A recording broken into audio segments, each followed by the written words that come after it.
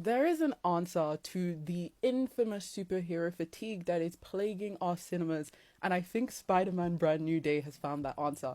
I have literally just stepped back into my house from watching this film, and here is my spoiler-free exploration as to why I think this movie is so good.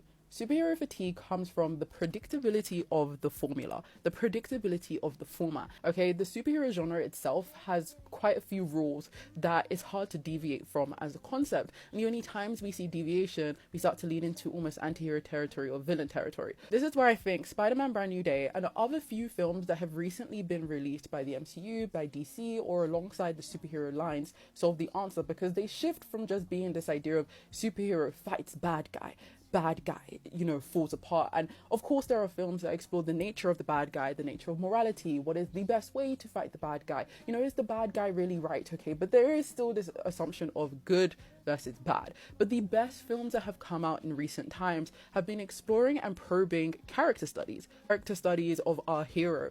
Our hero are, of course, facing some kind of bad guy, facing some villain, but the villain and the way they face it and they probe it are really a reflection of their stories. And that's what Spider-Man Brand New Day does so well, is an exploration of a Spider-Man reeling from the impacts of the first three movies in his story.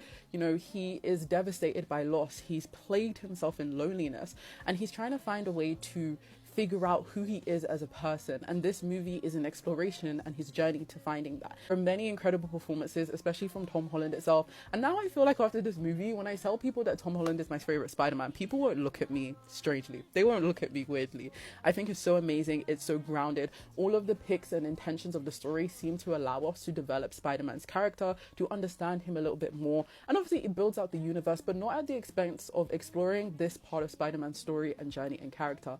And none of it takes away from that. And I think the best superhero films of the recent decade and going forward are going to do that. And if they can find a way to do that perfectly, it's right.